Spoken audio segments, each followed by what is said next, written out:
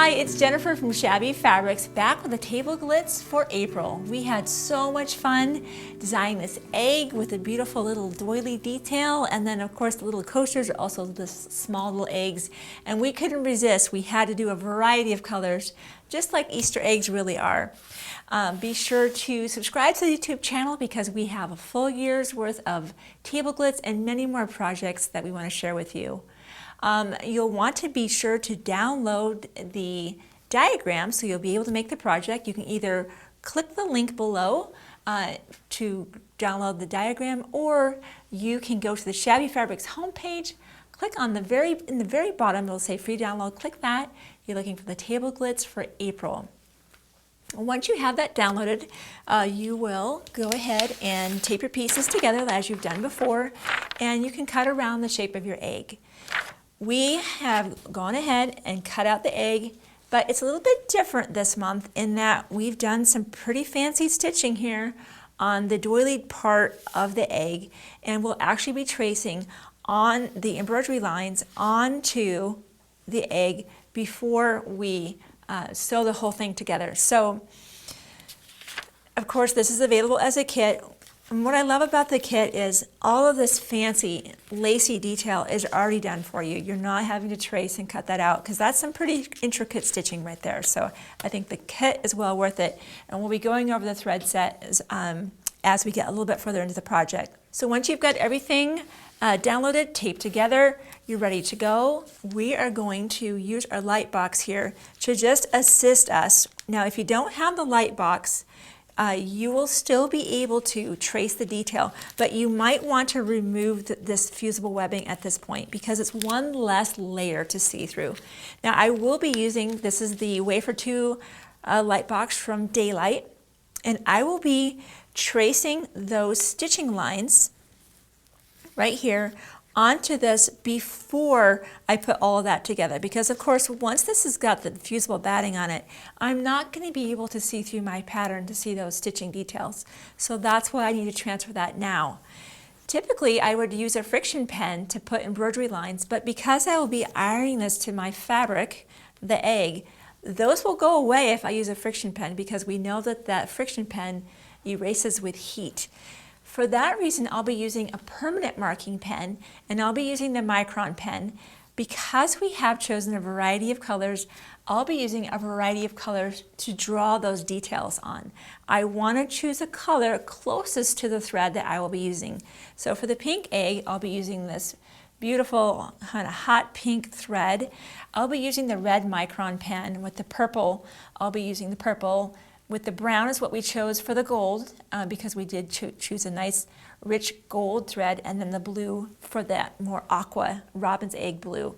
So if you haven't already purchased the Micron Double Out 5 set, just get this. We will be using many projects using this in a variety of colors. So I think it's the most economical way to purchase those pens, and then you have them when you need them and when you want them.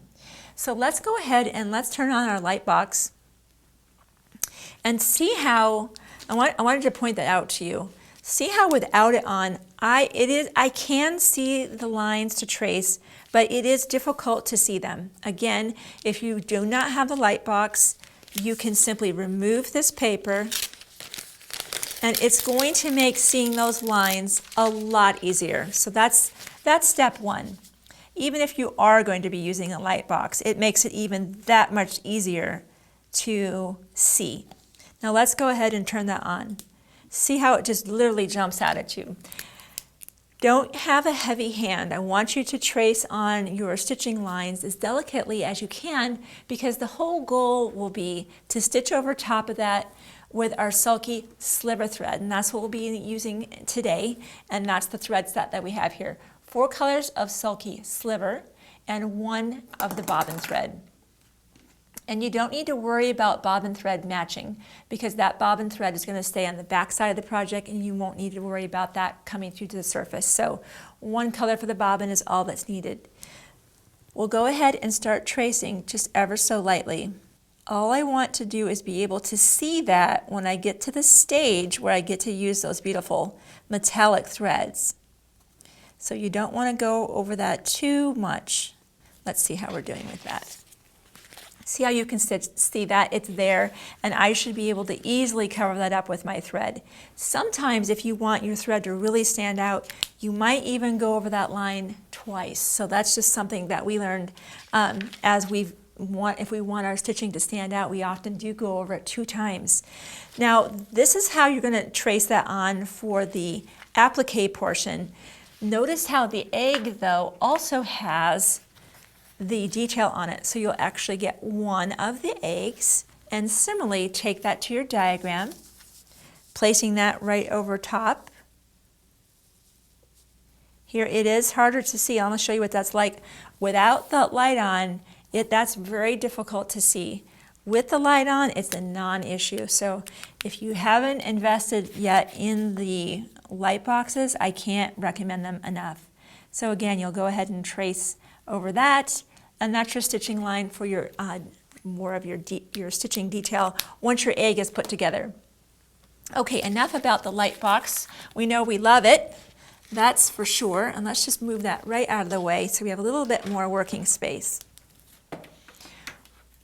Once you've ironed your egg detail over top of your egg on a normal heat setting, you're ready to go here. Yep, that's more like that. And it just fits beautifully. That's what I love about laser cut kits, is everything just locks together so beautifully. So we have everything drawn just like you've done before in the previous months. You'll be ironing the fusible webbing to the back side of one of the eggs.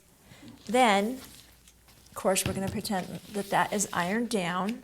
Or you know what, let me just quickly do that. Then we don't have to pretend anything. Let's just do that. I think my iron is good and hot.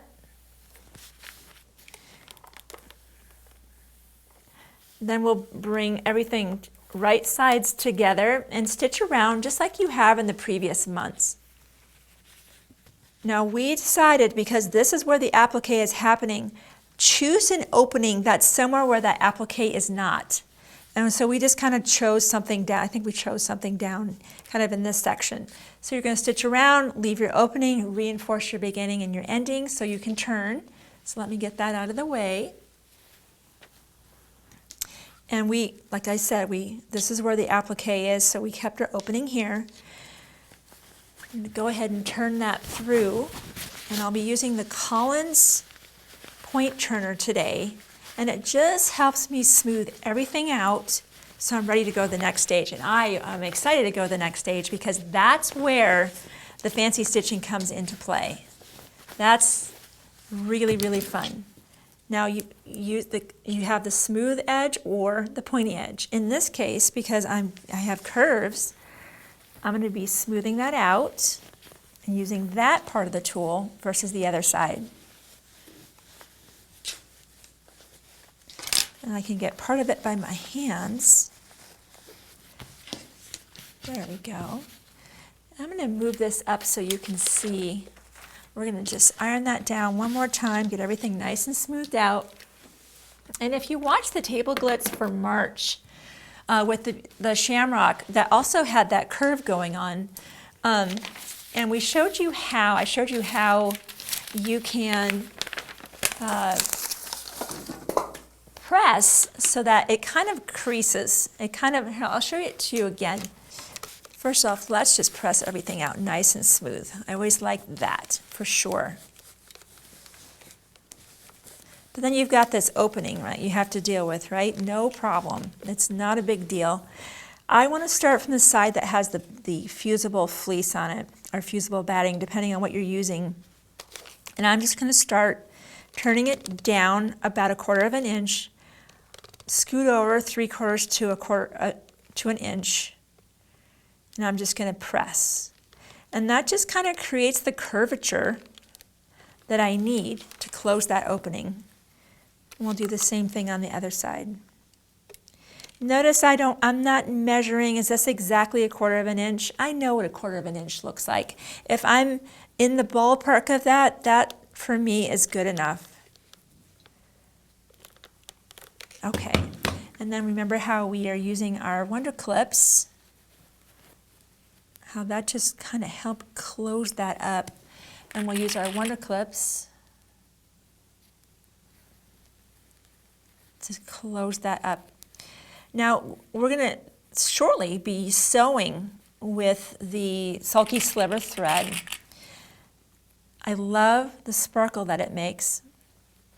And you can plan how you want to do that, kind of the route, I guess I would call it. So you can kind of study the stitching, decide where you want to begin and end, so that you hopefully don't have to break your thread until you're done with that area. So I'll show you what I'm talking about. So here, I'm going to come here and finish up here. I think that's logical that most people would naturally start here. Just don't start here and do this and then come back and start there. There's no reason to do that. We want to have that as continuous as possible. So let's take that to our sewing machine. I know I've talked to you about the thread director a lot of times, and that's because that has made my ability to use the thread possible. Up until that time, I have had a lot of heartbreak about literally breaking my thread, and it's just been kind of a negative experience. But with the Schmetz metallic needle, the thread director, it makes all of this so doable, and I simply don't have the breakage issues that I used to have. So I'm just going to start here. Let's see, let's find a logical spot. Let's just start let me start here, and I'll start stitching, because I just want you to see how beautifully the thread and I don't baby this, I just get in there and get started.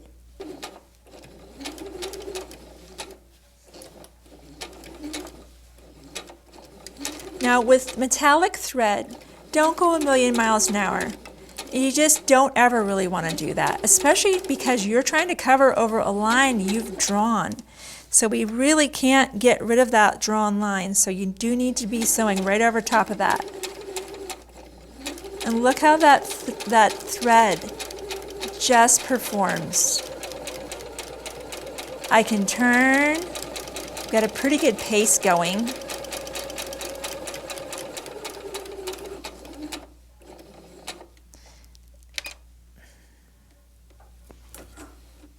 I'm going to make a sharp little turn there. That's a tight little spot.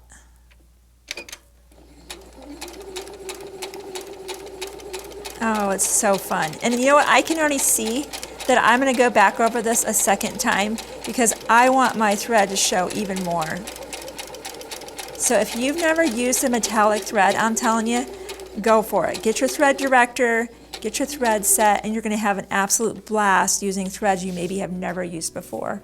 So thank you for joining me on the Table Glitz. Again, please subscribe. If you've learned something fun today, I'd love to get a thumbs up from you, and I'll see you next time.